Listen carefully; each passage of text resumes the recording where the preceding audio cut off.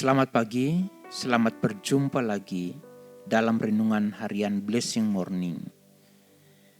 Mari kita akan memperhatikan firman Tuhan dari kitab Kejadian pasal 45 ayat yang ke-8. Jadi, bukanlah kamu yang menyuruh aku ke sini, tetapi Allah. Dialah yang telah menempatkan aku sebagai bapa bagi Firaun dan tuan atas seluruh istananya, dan sebagai kuasa atas seluruh tanah Mesir. Mari kita berdoa. Kami mohon Allah Roh Kudus menerangi hati kami, mengajar kami dengan firman Tuhan, sehingga firman Tuhan yang kami baca ini boleh membuka hati dan pikiran kami untuk melihat cara kerja Allah yang luar biasa dalam hidup kami. Dan kami mau saat ini Tuhan mengajar kami. Kami tundukkan hati kami dan seluruh kehidupan kami kepada Tuhan. Di dalam nama Tuhan Yesus kami berdoa. Dan kami siap mendengarkan firman Tuhan. Haleluya. Amin. Bapak, Ibu, saudara-saudari pendengar Blessing Morning yang terkasih. Ketika saudara-saudara Yusuf menjualnya ke Mesir, mereka berpikir bahwa masalah iri hati mereka dengan Yusuf telah selesai. Memang bagi mereka masalah telah selesai. Kebencian dan iri hati kepada Yusuf telah terbayarkan. Mereka puas, mereka senang karena Yusuf yang selama ini dibenci mereka sudah tidak ada bersama mereka lagi. Mereka juga berhasil menipu Yakub ayah mereka dengan menunjukkan jubah Yusuf yang berlumuran darah sebagai bukti bahwa Yusuf telah mati diterkam binatang buas. Apa yang mereka lakukan hanyalah untuk menunjukkan sikap keberdosaan mereka di hadapan Tuhan, bahwa orang berdosa yang tidak bertobat hanyalah akan melahirkan dosa baru dalam hidupnya. Yusuf di hadapan saudara-saudaranya telah selesai. Tetapi di hadapan Tuhan, Yusuf sedang berjalan untuk mencapai rencana Allah sebagaimana yang telah ditetapkannya bagi Yusuf. Selama 13 tahun, Yusuf menjalani hari-harinya sebagai seorang budak di rumah Potifar, yang kemudian berlanjut di penjara Mesir. Namun penyertaan Tuhan bagi Yusuf tidaklah berkurang. Yusuf semakin kuat membangun hubungan dengan Tuhan, sehingga ia selalu berhasil dalam setiap tanggung jawab yang dipercayakan kepadanya. Di hadapan para pemberi kerja, Yusuf dapat diandalkan dan sangat-sangat dipercaya. Tuhan juga memberikan karunia kepada Yusuf untuk mengartikan mimpi yang sulit diartikan oleh orang lain. Orang-orang terdekatnya mengenal Yusuf sebagai seorang muda yang penuh dengan roh Allah. Penyertaan Tuhan dan kasih karunia Tuhan tergenapi ketika Yusuf menjadi Perdana Menteri, seperti pernyataan yang diberikan Tuhan kepadanya dalam mimpi sewaktu ia masih berada di rumah ayahnya.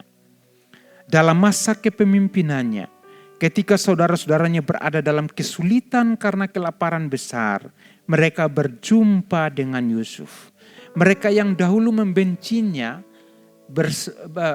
bersikap tidak ramah kepadanya, yang membuangnya dalam sumur dan yang menjualnya sekarang berhadapan muka dengan Yusuf. Mereka tidak mengenal Yusuf, tetapi Yusuf mengenal mereka. Dalam keadaan demikian, Yusuf tidak menyimpan dendam dan kemarahan kepada saudara-saudaranya. Sebaliknya, ia menunjukkan kasih kepada mereka. Dalam perkenalannya kepada mereka di Mesir, ia berkata, "Akulah Yusuf, masih hidupkah Bapa?" Tetapi saudara-saudaranya tidak dapat menjawabnya, sebab mereka takut dan gentar menghadapi dia. Lalu Yusuf berkata kepada saudara-saudaranya itu, "Mari dekat-dekat." Maka mendekatlah mereka, katanya lagi, "Akulah Yusuf, saudaramu yang kamu jual ke Mesir. Tetapi sekarang janganlah bersusah hati dan janganlah menyesali diri karena kamu menjual aku ke sini.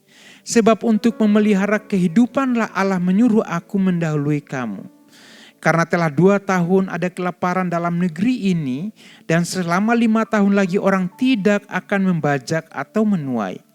Maka Allah telah menyuruh aku mendahului kamu untuk menjamin kelanjutan keturunanmu di bumi ini dan untuk memelihara hidupmu. Sehingga sebagian besar daripadamu tertolong. Jadi bukanlah kamu yang menyuruh aku ke sini, tetapi Allah. Dialah yang telah menempatkan aku sebagai bapa bagi Firaun dan Tuhan atas seluruh istananya dan sebagai kuasa atas seluruh tanah Mesir.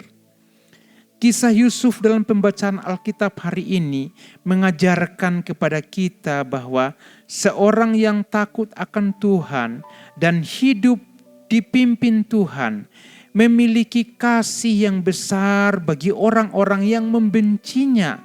Bahkan mereka rekakan yang jahat bagi hidupnya. Ia juga memiliki pengertian rohani yang mendalam atas kerasnya kehidupan yang dijalani. Sehingga ia dapat bersaksi bahwa bukan kamu yang menyuruh aku ke sini, tetapi Allah. Dialah Allah yang menyuruh aku mendahului kamu untuk menjamin kelanjutan keluargamu dan memelihara hidupmu pada masa sulit. Dialah yang menempatkan aku sebagai pemimpin bagimu dan bagi orang-orang di tempat ini. Kiranya Tuhan memberikan kekuatan bagi saudara yang mungkin hari-hari ini sedang berada dalam situasi seperti Yusuf. Memberi kekuatan bagi saudara untuk mengasihi dan mengampuni orang-orang yang membenci saudara. Dan Tuhan juga memberikan hati kepada saudara untuk menunjukkan keramahan dan kebaikan bagi mereka ketika mereka ada dalam kesulitan. Karena Tuhan menempatkan saudara dalam sebuah posisi yang baik dalam pandangan Tuhan untuk memberikan kesaksian iman pada mereka. Sebagai orang yang takut akan Tuhan, kiranya Roh Tuhan Allah memberikan kekuatan bagi saudara dalam segala hal. Tuhan, terima kasih untuk firman Tuhan pada hari ini. Ajar kami untuk melihat bahwa segala sesuatu yang terjadi dalam hidup kami ada dalam perhatian Allah, ada dalam rancangan Allah. Orang-orang dunia berusaha untuk menjatuhkan kami, tapi kami tahu bahwa kami ada di dalam tangan Tuhan, di dalam genggaman tangan Tuhan. Dan Tuhan, Engkau yang memimpin hidup kami, sehingga dalam segala hal apapun yang menjadi rancangan jahat daripada dunia ini tidak akan mengecewakan kami, tidak akan menjatuhkan kami. Bahkan melalui setiap peristiwa hidup yang kami alami, Tuhan sedang mengangkat kami untuk menjadi berkat bagi orang-orang yang membenci kami. Terima kasih untuk firman Tuhan yang kami baca pada hari ini. Kami bersyukur kepada Tuhan di dalam nama Tuhan Yesus. Dan kami mohon berkat Tuhan untuk semua aktivitas kami pada hari ini. Dalam segala hal apapun yang kami kerjakan. Dengan siapapun yang kami temui. Biarlah kasih dan kemurahan Allah senantiasa mengalir berlimpah-limpah keluar dari diri kami. Dan kami bisa menjadi berkat rohani bagi saudara-saudara kami. Terpujilah Tuhan. Dalam nama Tuhan Yesus kami berdoa. Saudaraku, terimalah berkat Tuhan. Tuhan memberkati engkau dan melindungi engkau. Tuhan menyinari engkau dengan wajahnya dan memberi engkau kasih karunia. Tuhan menghadapkan wajahnya kepadamu dan memberi engkau damai sejahtera. Diberkatilah engkau dalam seluruh kehidupanmu dengan berkat-berkat daripada Allah Bapa, Tuhan Yesus Kristus dan Roh Kudus. Dari sekarang sampai Tuhan Yesus datang yang kedua kali.